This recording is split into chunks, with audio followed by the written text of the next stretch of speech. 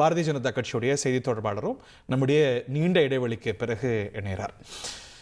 உங்கள் தோஸ்து நண்பர்லாம் சொன்னீங்க, கடந்த காலத்தில் போய் பிரச்சாரம்லாம் பண்ணிட்டு இருக்கிறீங்க, அட்ராசிட்டி பண்ணிட்டு இருக்கிறாரு.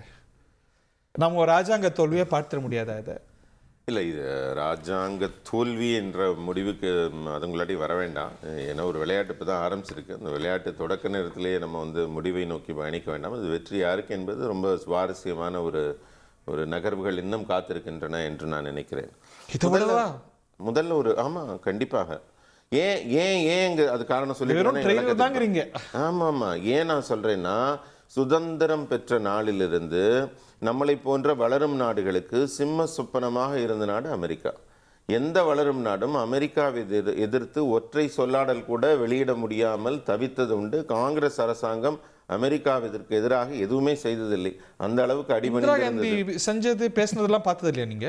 இல்லை, நம்ம வந்து அமெரிக்காவை எதிர்த்து இவ்வளவு துணிச்சலான, நீங்க வந்து வர்த்தக இந்த மாதிரியான பொருளாதார நடவடிக்கைகள்ல அவங்க நம்மள மேல இந்த மாதிரி எந்த ஒரு டாரிஃபோ ரெஸ்ட்ரிக்ஷன்ஸோ போட்டு நிறைய பண்ணியிருக்கிறாங்க, வச்சு செஞ்சிருக்கிறாங்க ஒரு 50 வருஷம். அதாவது இன்றைக்கு இருக்கிற பொருளாதார சூழல்ல அப்போ நம்ம இருந்த ஏற்றுமதி வர்த்தகம் வேற. இன்னைக்கு நம்ம கிட்டத்தட்ட அமெரிக்காவுக்கு மட்டும் $8 பில்லியன் அளவுக்கு நம்ம வந்து ஸ்டீல் அண்ட் அலுமினியம் மட்டும் கொடுத்துட்டு இருக்கோம். வரி வச்சிருக்காங்க. அதாவது எந்த அளவுக்கு வால்யூம் இப்போ இருக்குன்னா, நம்ம நேரடியாக கடுமையாக பாதிக்கப்படக்கூடிய நிலையில இப்போ இருக்கிறோம். முன்னாடி அந்த நிலைப்பாடெல்லாம் நம்ம கிடையாது. நல்லதுங்கிற மாதிரி சொல்றீங்க. அதாவது முன்னாடி வந்து வர்த்தகம் வந்து நம்ம ஏற்றுமதி குறைவாகவும் இறக்குமதி அதிகமாகவும் இருந்த காலகட்டத்தில் எதுவுமே நம்மளை அந்த அளவு பாதிச்சிருக்காது ரெஸ்ட்ரிக்ஷன்ஸ். அதனால இப்போ இந்த ரெஸ்ட்ரிக்ஷனுக்கு ஒரு அர்த்தம் இருக்கு. அப்படி இருக்கும்போது இத்தனை துணிச்சலாக வாடா சடம் பார்த்துக்கலான்னு எங்க பிரதமர் வந்து அவர் வந்து கொஞ்சம் கூட அச்சமடையாமல் ட்ரம்ப் பேர் சொன்னாரா? இல்ல, அவர் வந்து மிக தெளிவாக அவர் சொல்லியிருக்காரு, இந்தியா எந்த நாட்டோட எந்த விதமான ரெஸ்ட்ரிக்ஷனுக்கும் அடங்காது. அமெரிக்கா வந்து ஆரம்பத்திலேருந்து ஒரு நம்பகத்தன்மையற்ற நாடாகத்தான் நமக்கு 70-80 ஆண்டு காலமாக தொடர்ந்து இருக்கிறது. இங்கேயும் பிள்ளையும் கிள்ளி விட்டு தொட்டிலையும் ஆட்டுறது மாதிரி நமக்கு ஏதாவது உதவி செய்யற மாதிரி பாகிஸ்தானுக்கு ராணுவ தடவாளங்கள் தொடர்ந்து வழங்கி கொண்டிருப்பது அவர்கள் தான். அதனால ஆனால் இந்த பாகிஸ்தான் இனத்தில் கடந்த பல ஆண்டுகளாக அந்த பிரச்சனை ஒரு டிஹைஃபனேட்டாக இருந்ததுன்னு நம்ம பார்க்குறோம். ஆனால் இன்னைக்கு இந்த தலைவலியும் மீண்டும் வந்திருக்கு, பாகிஸ்தானை கொஞ்சம் ஆரம்பிச்சிருக்கிறாங்க. அதைத்தான் சொல்கிறேன். அதாவது ட்ரம்ப்பை பொறுத்த வரைக்கும் என்னென்னா, அவருக்கு தேர்தல் நேரத்தில் இந்தியர்களின் வாக்குகள் தேவைப்பட்டதுனால மிக அழகாக ஒரு நாடகம் ஆடி இருக்கிறார். போய் பிரச்சாரம் பண்ணீங்களே, ஆப்கி பார் ட்ரம்ப் சர்க்கார். அதாவது நாங்கள் போய் அங்கே பிரச்சாரம் பண்ண வேண்டிய அவசியம் இல்லை. நமக்கு இந்திய நாட்டோட தேவைகள் நிறைய இருக்கு. அவர் முறை பண்ணீங்க, இந்த முறை பண்ணலன்னு கோச்சுக்கிட்டாரோ? அது சரி. அதனால இந்த முறை அவர் வந்து இந்தியாவின் நண்பனாக தன்னை மிக அதிகமாக வெளிப்படுத்தி கொண்டார். இந்த முறை தேர்தலில் வந்து நாங்கள் போய் களத்தில் நிற்கவில்லை என்றாலும், எதுவும் செய்யவில்லை என்றாலும், அவர் பாரத மக்களோட கலந்து இப்போ ஒன்றாக பழகி எல்லா செக்மெண்ட்லையும் பார்த்தீங்கன்னா, இப்போ கூட இந்தியர்களுக்கு நேரடியாக வேலை வாய்ப்பு வழங்கக்கூடாதுங்கிற அளவுக்கு உத்தரவு போடும் நிலைக்கு அவர் போயிருக்கிறாருன்னா, அந்த உத்தரவை கூட இந்தியர்கள்கிட்ட தான் சொல்றாரு. ஏன்னா அவர் டீம்ல இருக்கிறதுலே பாதிக்கு மேல இந்தியர்கள் தான். அமெரிக்க பிரஜைகள். இப்ப நமக்கு என்ன பிரச்சனைங்கிறத பார்ப்போம். அதாவது எதுக்காக சொல்ல வரேன்னா, அங்க போய் பணியாற்றும் இந்தியர்களுக்கு கூட சிக்கல் உருவாக்குற நிலைமைக்கு அவர் அந்த அளவு மிக மோசமாக சென்று கொண்டிருக்கிறார். பாரதத்துக்கு எதிராக என்னென்னலாம் நடவடிக்கை எடுக்க முடியுமோ அதற்காக போய் கொண்டிருக்கிறார். நம்மளுடைய வெளியுறவுத்துறை வந்து மிக துல்லியமாக கணக்கிட்டு 2 விதமான விடயங்கள் நம்ம செய்கிறோம். ஒன்று வந்து நம்மளுடைய பொருளாதாரம் சீர்கேடு அடையாமல் இருப்பதற்கு நம்ம ஆத்ம நிர்பர்னு முன்னெச்சரிக்கையாகவே செல்ஃப் ரிலையன்ட் மார்க்கெட் நம்ம ஈக்குவலி உருவாக்கியிருக்கோம். எல்லாத்துக்கும் மேலே இன்னைக்கு நம்ம பார்த்தோம்னா, கடந்த 60 ஆண்டுகளாக இல்லாத பாதுகாப்பு தளவாடங்கள், இராணுவ தளவாடங்கள் ஏற்றுமதிங்கிற புதிய கான்செப்ட் நம்ம நிறைய பண்ணிக்கிட்டு இருக்கோம். பல்வேறு நாடுகளுக்கு நம்ம இப்போ வந்து ஏற்றுமதி செய்து கொண்டிருக்கிறோம். இங்கே வரக்கூடிய லாஸ் எல்லாம் மற்ற இடத்துல சப்ளை இராணுவ தளவாடங்களையா? இல்லை, இல்லை, நம்ம நிறைய 16-17 நாடுகளுக்கு மேல நம்ம ஏற்றுமதி பண்ணிக்கிட்டு இருக்கோம். நம்ம ராணுவ தளவாடங்கள் வாங்குகிறார்கள், நம்மளும் வாங்குறோம். இப்ப இன்னைக்கு அது சொல்லுங்க. ஆனா தற்சார்பு அடைஞ்சிட்டோம்னு சொல்லாதீங்க. தற்சார்பு நிலையை விட அதிகமாக அடைந்திருக்கிறோம். கண்டிப்பாக தற்சார்பு நிலைனா எதுவுமே வாங்க, டெக்னாலஜிக்கல் அட்வான்ஸ்மெண்ட் நம்ம வாங்கித்தான் ஆகணும். இன்னைக்கு அமெரிக்க சேட்டலைட்டே அனுப்புற அளவுக்கு நம்மளுடைய ராக்கெட் ஏவுதளங்கள் வந்து துல்லியமாக இன்னைக்கு ராக்கெட் அமெரிக்க சேட்டலைட் சுமந்து கொண்டு நம்ம ராக்கெட் தான் பறக்குது. அது மாதிரி ஒவ்வொரு துறையிலும் நம்ம முன்னேறி கொண்டு தான் இருக்கிறோம். இன்றைக்கு எண்ணெய் வளங்களுக்காக ஈரானுக்கும் ரஷ்யாவுக்கும் போகாதங்கிறாங்க. ஆனால் அதே அமெரிக்கா, அதே ரஷ்யா கிட்ட இருந்தும் இங்கே இருந்தும் அவங்க அணுசக்திக்கு தேவையான தாது பொருளை வாங்கிட்டு தானே இருக்காங்க, இம்போர்ட் தானே பண்றாங்க. இன்னொன்னு, கடந்த காலத்துல நீங்க வந்து குளோபல் எக்கனாமிக் ஸ்டெபிலிட்டிக்காக ரஷ்யாவோட வாங்குங்கன்னு நம்ம காதை கடிச்சதும் அமெரிக்கான்னு நம்ம சேர்த்தே பார்க்குறோம். ஆனா இன்னைக்கு பெருந்தலைவலியா இனியன் ராபர்ட் அவர் உருவாகி இருக்கிறது இந்தியாவுக்கு மட்டுமல்ல, அவருடைய நேச நாடுகளுக்கு, ஆலைஸுக்கு. அப்படி இருக்கும்போது how can we be any exception? இன்னைக்கு இது உலகளாவிய பிரச்சனை. நம்ம நாட்டுக்கு மட்டும் பிரச்சனை அப்படின்னா மோடி தோல்விங்களாம், ஜெய்சங்கர் தோல்விங்களாம்.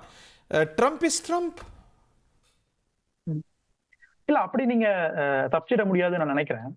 அமெரிக்காவுடைய கேரக்டரிஸ்டிக்ஸ் அது வந்து உங்களுக்கு கோல்டு வார் காலகட்டத்தில இருந்தே, பனிப்போர் காலகட்டத்தில இருந்தே அமெரிக்காவுக்குன்னு ஒரு கேரக்டரிஸ்டிக்ஸ் இருக்கு. அது அப்படின்னா தன்னுடைய நாட்டை முன்னிலைப்படுத்தி மத்த எந்த நாடு கேடு கிட்ட போனாலும் பரவாயில்ல, அந்த கிமிக்ஸ் அவங்க வந்து ரொம்ப ஸ்மார்ட்டா தான் பிளே பண்ணிருக்காங்க. அதை மற்ற நாடுகள் இன்னும் ஸ்மார்ட்டா அதை டீல் பண்ணிருக்காங்கன்றத நமக்கு இத்தனை ஆண்டுகால வரலாறு நமக்கு சொல்லி கொடுத்துருக்கு. அந்த அடிப்படையில இந்த மோடி அரசு இதை சரியா கொண்டு போகல அப்படின்ற ஒரு ஃபெயிலியரை அவங்க மனப்பூர்வமா ஏத்துக்கிட்டு மகிழ்ச்சி. ஸ்ரீகாந்த் சார் வந்து ஒத்துக்கிட்டாரு, ஆமா நாங்க தவறிட்டோம் அப்படின்னு.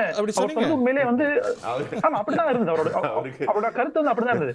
இல்ல நாங்க வந்து ட்ரம்பினுடைய நடவடிக்கையை நாங்க வந்து ஐடென்டிஃபை பண்ணாம விட்டுட்டோம், அதனால இந்த மாதிரியான அறிவிப்பு வந்திருக்கு அப்படின்றத அவங்க ஒத்துக்கிட்டாங்க. ஆனா இந்த நீங்க தான் ஒத்துக்கிட்டீங்க, நீங்க அக்னாலஜ் பண்ணிட்டீங்க. நீங்க இப்பதான் உங்களோட ஸ்டேட்மெண்டா சொல்லுங்க, ஏன் ஸ்டேட்மெண்டா சொல்லாதீங்க ராபர்ட். இல்ல நீங்க பேச நினைக்கிற கருத்துக்களை உங்களுடைய தகவலாக பகிர்ந்து கொள்வதில் எனக்கு எந்த ஆட்சேபனையும் இல்லை. நீங்க இந்திய நாட்டின் பிரதமர் சொல்றது மேல அக்கறை இல்லாம அமெரிக்க நாட்டின் அதிபர் சொல்றத டெட் எக்கானமின்னு அதை பிடிச்சிட்டு உங்க தலைவர் பேசுறாரு பாருங்க, அதுதான் அவமான எதிர்கட்சி தலைவர் பேசுறாரு பாருங்க, அதுதான் அவமானகரமான விஷயம். நான் ஒத்துக்கிட்டே போய் நீங்க சொல்லாதீங்க. எப்படி இன்டர்பிரட் பண்ணீங்க? நீங்க சொன்னீங்க இல்ல சார், அவரு ஸ்ரீகாந்த் என்ன சொன்னாருன்னா, நாங்க வந்து அண்டர் எஸ்டிமேட் பண்ணிட்டோம் ட்ரம்ப். அவர் வந்து இந்தியர்களோட வாக்கு வங்கிக்காக அவர் வந்து நமக்கு நட்பாக பழகி இருக்கிறாரு, எங்களுக்கு தெரியாம போயிருச்சு, இன்றைக்கு அவருடைய உண்மையான முகம் தெரிகிறது அப்படின்றத அந்த லைன் அவர் சொல்லியிருக்காரு. அது ரெக்கார்டிங்ல இருக்கு, நான் நம்புறேன். எனக்கு நானும் கேட்கல, அவரும் கேட்கல, உங்களுக்கு மட்டும் என்ன கேட்டிருக்குன்னு தெரியல. நீங்க அதை அக்னாலஜ் பண்ணீங்க. ஒரு டெலிபதி கனெக்ஷன் இருக்கு ரெண்டு பேருக்கிடையே. இல்ல அப்படியே மைண்ட் வாய்ஸ் எல்லாம் கேக்குறீங்க, உங்க கருத்தை பதிவு பண்ணுங்க ராபர்ட். நான் சொன்னேன்னு சொல்லாதீங்க. இல்ல நான் பண்றேன், அது எங்க கருத்து இல்ல. அவர் நடித்தார் என்று அவர் மேல ஒரு குற்றம் சாட்டினீங்க இந்தியர்களுக்கு. How is it a diplomatic failure? அவர் சொன்னதா நான் அப்படி புரிஞ்சுக்கல, மேபி நம்ம நான் கவனிக்கலையா இருக்கும். எப்படி டிப்ளமேட்டிக் ஃபெயிலியர்னு கருதுறீங்க? எலாபரேட் மோர். அமெரிக்கா ரொம்ப சிம்பிளா சொல்லிடுறேன், அமெரிக்கா இந்தியாவை மிரட்டுவது இது முதல் முறை அல்ல. உங்களுக்கு 1945 இரண்டாம் உலக போருக்கு பிறகு பல முறை இந்தியாவை அமெரிக்கா மிரட்டி இருக்கிறது. பல முறை அன்றைக்கு ஆட்சியில் இருந்த காங்கிரஸ் அரசு அதை மிகவும் சாதுரியமாக அதை கொண்டு போயிருக்கிறது. குறிப்பாக சொல்லணும்னா 1974 இங்க அணுசக்தியை சோதித்த பொழுது அன்றைக்கு நிக்சன் என்ன சொன்னாருன்னா, இந்தியாவுக்கு கொடுக்க வேண்டிய PL-240 கோதுமையை நான் தடை செய்வேன்னு சொன்னாரு. அன்றைக்கு வாஷிங்டன் டிசிலேயே இந்திரா காந்தி போய் அன்றைக்கு தைரியமாக நீங்க என்ன வேணா பண்ணிக்கோங்க அப்படின்ட்டு இந்தியாவுக்கு திரும்பி வந்தாங்க. நம்ம நிராகரிச்சோம். அதுக்கப்புறம் பசுமை புரட்சி நம்ம சுயசார்போட நகர்ந்தோம். நாம அதே மாதிரி வாஜ்பாய் காலத்துல இந்த மாதிரி ஒரு சிச்சுவேஷன் நம்ம ஃபேஸ் பண்ணிருக்கோம். அதே மாதிரி வங்கதேச போர் போதும் அவங்களுக்கு நமக்கு பெரிய சவாலாக இருந்தாங்க. Yes correct. அதே மாதிரி மன்மோகன் சிங் அரசுல கூட பாத்தீங்கன்னா ஈரான் கிட்ட நீங்க ஆயில் வாங்க கூடாதுன்னு யுஎஸ் வந்து அன்னைக்கு மிரட்டினாங்க. அன்றைக்கும் மன்மோகன் சிங் அரசு அதை பேலன்ஸ் பண்ணுச்சு. அப்போ சார் இன்னைக்கும் கூட அவங்க மிரட்டினாங்கன்னு நம்ம கேட்டுட்டோமா? அவங்க டிமாண்ட்ஸ் நம்ம ஒத்துக்கிட்டோமா? ஒத்துக்கிட்டா நீங்க தையாத்தக்கான்னு குதிக்க மாட்டீங்களா? இன்னைக்கும் அவங்க டிமாண்ட்ஸ் ஏத்துக்கல, அதனாலதான் அவர் தொடர்ந்து மிரட்டுறார். இன்னைக்கும் ரஷ்யா கிட்ட இருந்து வாங்க மாட்டோம்னு சொல்லியிருக்கோமா? எங்க இன்ட்ரெஸ்ட் நாங்க வாங்குறோம் அப்படின்னு நம்ம உறுதியா நிற்கிறத பாராட்டணுமா? இல்ல இன்னும் இந்திய அரசு முடிவு எடுக்கலன்னு தான் நான் பாக்குறேன். இந்திய அரசு வெளிப்படையாக இது வரைக்கும் எந்த பிரஸ் ரிலீஸும் கொடுக்கல. இதை சார்ந்து ட்ரம்ப் கண்டனம் தெரிவிச்சிருக்கிறார், வரி விதிப்பேன்னு சொல்லியிருக்காரு, பதிவிச்சிருக்காரு. அப்போ இதை சார்ந்து இந்திய அரசு என்ன நடவடிக்கை எடுக்க போகிறது, என்ன நிலைப்பாடுன்றதுல ஒரு தெளிவான அறிக்கை. இந்திய அரசு நிலைப்பாடு மாற்றக்கூடாதுங்கிறதான உங்க பார்வை? இப்ப ரஷ்யாவோட டீல் பண்றதோ, ரஷ்யால இருந்து இறக்குமதி செய்யறதோ நம்ம நிறுத்தக்கூடாது. அதுவும் அவங்க கேட்கற மாதிரி விவசாயத்தை இதெல்லாம் அவங்க கொண்டு வர மாதிரி அவங்களுக்கு சாதகமான அனுகூலங்களை செய்யக்கூடாதுங்கிறதான பார்வை. இந்த நொடி வரைக்கும் இந்தியா செய்யல.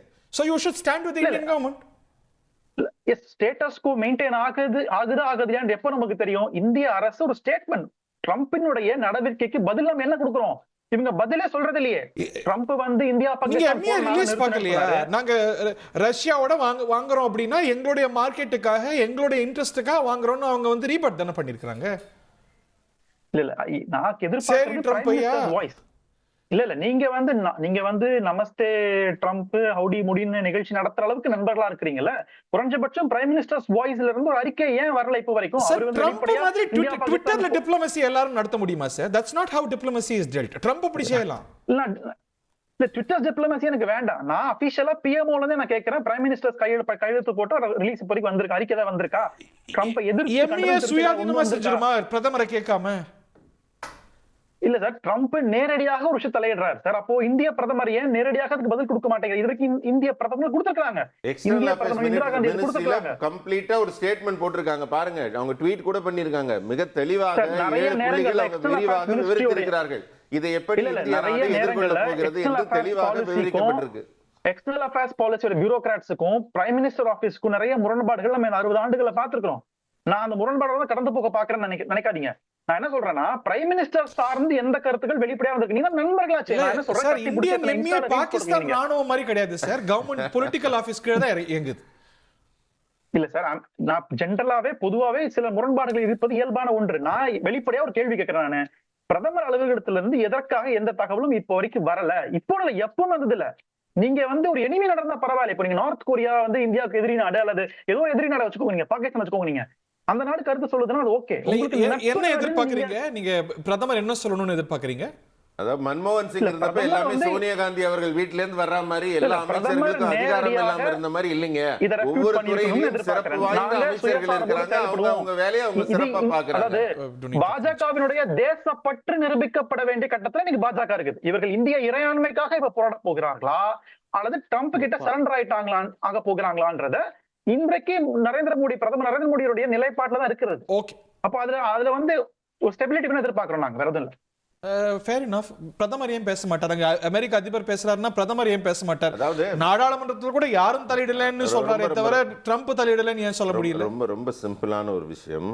இந்தியாவின் பிரதமர் வந்து இந்திய நாட்டின் பொருளாதாரத்தை உயர்த்துவதற்காக பல முறை பல நாடுகளுக்கு போய் பல அக்ரிமெண்ட் போட்டிருக்காரு. இன்னைக்கு கூட சொல்ல போனா இது நம்மளை பாதிக்காத அளவுக்கு நம்ம FTA அக்ரிமெண்ட் யூகேவோட கூட போட்டிருக்கோம். ஃப்ரீ ட்ரேட் அக்ரிமெண்ட் பாதிக்காத அளவுக்கு, கண்டிப்பாக பாதிக்காத அளவுக்கு நம்மளுடைய ஏற்றுமதி வந்து யூகேவோட 40% அதிகரிக்கும். இந்த மாதிரி ஒரு நாடு இல்ல.